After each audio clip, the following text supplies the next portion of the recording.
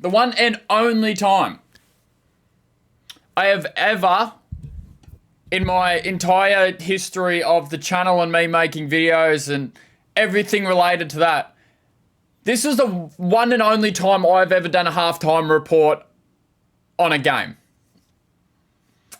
Because the Knicks were down so tremendously bad that I thought, it's safe enough to make a halftime report. The way that this series is swinging, the Spurs are just going to take a 2-2 cross back home, and that'll be it.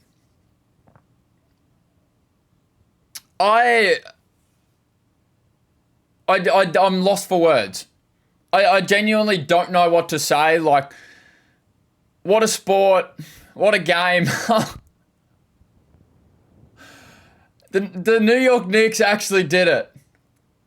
Like, genuinely did it. 29 points in an NBA Finals game. 27 at halftime. Insane. Genuinely insane. You kind of got to gather your thoughts with this, and I'm kind of doing it on the fly. OG Anunoby is probably the first and one of the biggest names that I need to talk about, because this dude has turned into such a superstar of the sport. It is incredible. This dude is so good on both sides of the ball. He made the biggest plays at down possessions of this game on the offensive and defensive side of the ball. The dude was checking De'Aaron Fox, who we all know is one of the most clutch players in the entire sport, whilst also going down the other end and making the game-winning tip.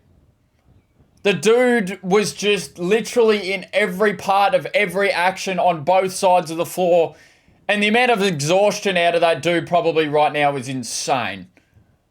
And the entire reason that they stayed even a chance of coming into this game before Jalen Brunson started cooking was the fact that OG Anunoby was so consistent from the three-point line, was so consistent in the mid-range and getting to the bucket and attacking the basket hard. Yeah, this one goes to OG. And the more that this series goes on, I mean, if the Knicks end up taking this series, which only, as I know, being a Warriors fan, the only team to ever come back from 3-1 down was a certain LeBron James-led roster. But anyway, we won't go into details with that.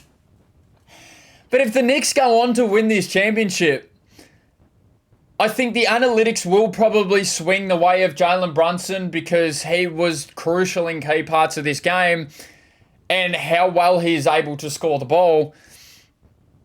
However, there is a case to be made for, maybe not Karl Anthony Towns after this game, because he had a couple of decent shots towards the end of this game, but only took 5 jump shots for an entire game as the second leading scorer of the team. So, I think Karl Anthony Towns is probably out of the race for the Finals MVP now, but OG Anunoby has just put his hand right in the mix. And if they go on to win this series, I've got no idea who's going to win it, depending on how Game 4, Game 5, Game 6 goes on. Man. Another thing with the Knicks, and I think I'm giving full credit to Mike Brown at this point in time, putting Jose Alvarado on the floor late in this game was a genius masterstroke. Having a second ball handler on the court to assist Jalen Brunson in the crucial parts of this game freed up Jalen Brunson and was able to get Jalen Brunson with favourable switches, with being able to switch up high on screens. Like, Mikal Bridges is a hell of a basketball player, and we all know that, but he didn't have it going last game, and to be honest, this game too, there was a little bit to be desired on the offensive side of the ball, and it is no fault to Mikal Bridges, because Mikal Bridges could have very well been in this game. But putting Jose in the mix was genius. And that's why Mike Brown got a coaching job in the first place. And that's why Mike Brown is now the head coach of such a great basketball program. Because he is able to make calls like this that change the entire game. Jose Alvarado being able to dribble the ball and Jalen Brunson being not the sole ball handler for this game, for the down the stretch, changed the entire looks that Jalen Brunson got late in the game, and it was able to get him in a rhythm. It was able to hit these big buckets and the big three over Wemby on the right wing. Man, 29-point comeback. It is the biggest in NBA Finals history. Not the biggest in playoff history. I think that's 31. Also to the Golden State Warriors. We are very good at giving up leads and... But 29 points in an NBA Finals game. I'll be honest, I didn't watch the first few minutes of the third quarter because I was like, well, this game's not going to go anywhere. And I sat back down with about 7 minutes left in the third quarter, and it started to go down. And then we got to 15, and then when it went 3/4 time, come back out, it slowly went down, and then all of a sudden, just in the snap of a finger, it was a 4-point game. The Spurs in the first half could not miss a jump shot. It was all but a finals record of how many threes these dudes hit in the first half of a game. Scoring 71 points in the first half of a NBA Finals game is ridiculous. Because we know how the NBA Finals is with defense, and we know the possessions slow down, and we know that the possessions usually don't lead to that many buckets because defense is that honed in.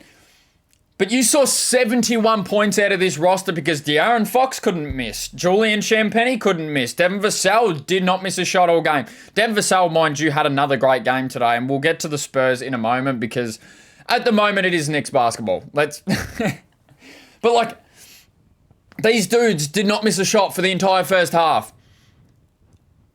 And that's what sort of put me in a mindset where there's no way that they come out in the second half. They had to be half as good as they were in the first half to be able to close this game out. And I think they ended with 106 points, which means they scored more points in the first quarter than they did for the entire second half. It's just like, it is an insane offensive collapse. There's a couple of moments down the stretch where you can talk about Victor Wembanyama missing 2 free throws after that. Josh, mind you, live reaction, I literally let out half a squeal after Josh Hart missed that. After Josh Hart missed that layup, oh man, I genuinely, like, my jaw hit the floor. And you could see the reaction on the entire Madison Square Garden's faces. Like, that was unlike anything I've ever seen in my entire life. He had a breakaway layup to take the lead with a minute left in a finals game and blew it off the back rim because he didn't know whether to dunk it or lay it up. Oh, genuinely one of the most insane things I've ever seen. And they've still come out and won the game. But yeah, so Victor Wembanyama missing these 2 free throws. Stephon Castle had a pretty decent second half of the game, but he put himself in foul trouble, which then meant Dylan Harper had to go to Jalen Brunson and be the primary defender. Dylan Harper is not as good as getting over screens as Stephon Castle is, and it showed. Because we've seen so many actions in the fourth quarter of that game where Victor Wembanyama ends up outside on the perimeter guarding Jalen Brunson. And that was the entire reason OG was able to get that tip at the end of the game, because they come off a simple action and Victor Wembanyama has no choice but to chase Jalen Brunson out to the 3-point line. Otherwise, he would have been wide open. He was double-teamed on the shot that he took, but in that moment, if Victor doesn't get out to him, he has a wide-open 3-point jump shot. Because that contest from, I think it was Dylan Harper as the secondary contest. I could be wrong. He was the collapse defender. He wasn't actually anywhere in the picture on this possession. So many moments. Karl Anthony Towns had an awful game. all things considered. That 1-3 that he hit on the wing over the top of Keldon Johnson was a big defining moment in the game, don't get me wrong. But like, all things considered, the fact that your star center and your second leading scorer has that bad of a basketball game and you still go on to win, incredible. OG Anunoby, man, there's not enough good things you can say about him. Not enough good things you can say about Jalen Brunson and how good his offense looked in the second half. It looked awful in the first half. He looked like he was barely getting in touch. He wasn't able to move around on the court. Karl Anthony Towns being out early obviously means that Victor's able to stand in the paint and be able to disrupt everything at the ring. And it just looked awful in that first half. Second half comes around, he slowly gets into a rhythm as they're building back into this game. And he found that rhythm late. Obviously, the third quarter was a big reason for that because at the time, probably a lot of people on the court genuinely thought it was just make up points. But they ended up needing every single point of that. Wow. Another sort of moment that I think will get missed a little bit, but has to, I think, be touched on, was Jalen Brunson drives with a layup for 20 seconds left in the game. Gets blocked by Victor Wembanyama. Ball's in dispute. De'Aaron Fox taps it out in front of him in the front court. Gets possession. And with OG tracking his back, De'Aaron Fox takes a layup with 10 seconds left in the game when they were up a point. I think looking back at it now, like in the moment, if you're De'Aaron Fox, you see no one ahead of you going towards the basket. You score this layup, it makes it so much harder for the Knicks to come back. But at the same vein, OG was with him pretty much the whole way. And OG was able to get that block and send it up the other end of the court. Jose dribbles it up, they get the foul, and it sets them up in order to be able to take the lead in this game. If De'Aaron Fox gets back into that moment, I'm sure that he will be holding the ball and not going anywhere with it.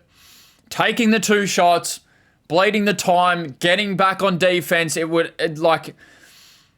able to fully set up, get a free 2 points, which for the majority of this game, the Spurs shot really well from the free throw line, and make it a 3-point game and make that OG Anunoby tip. You can't do it. Like, that is literally not a scoreable, winnable opportunity because Jalen Brunson then has to make that shot to force it overtime.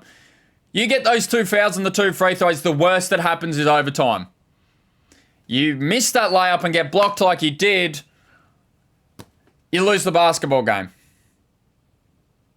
Like, so many crucial moments down the stretch of this game. I was running around the lounge room.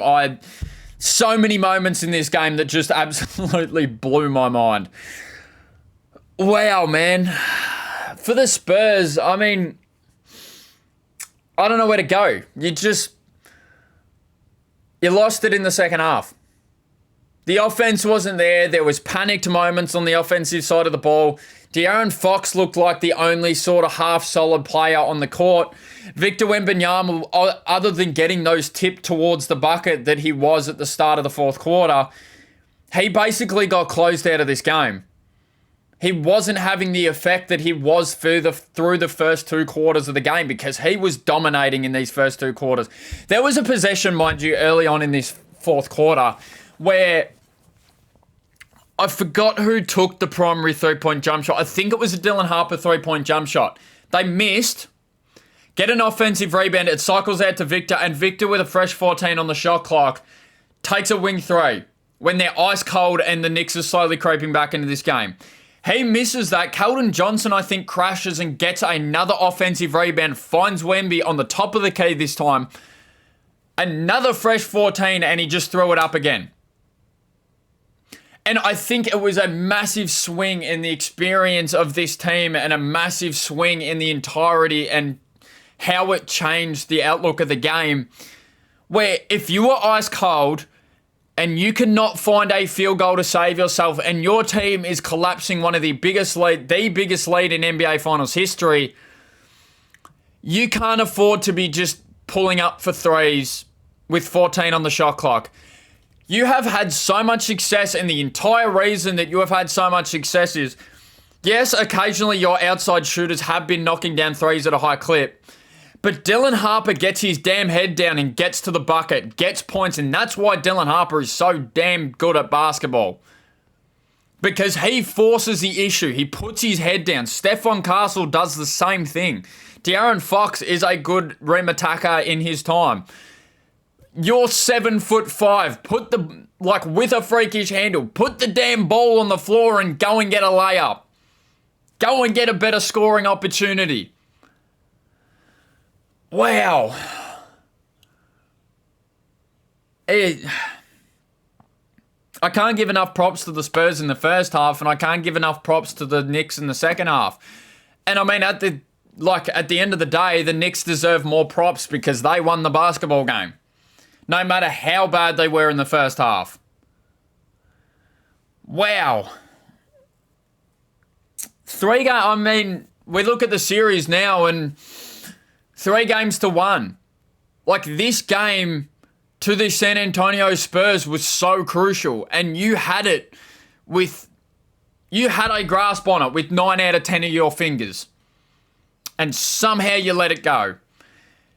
And I don't know how the locker room reacts to it, because that is you say a young team, but that to any team in the entire league, losing a game like that is going to destroy a locker room. At least momentarily, and it will be in your head for a little while now.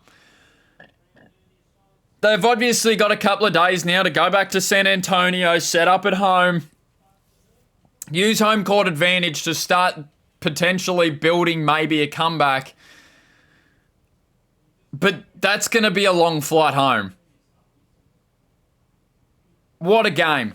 What a game, and that is why I love basketball, and that is why I cover the sport, and that is why, because there's so, even in the timeouts, in the late moments of that game, I'm spending those timeouts with my hands on my head, just amazed. Wow. I don't know how many times I've said wow this video, but, what a game.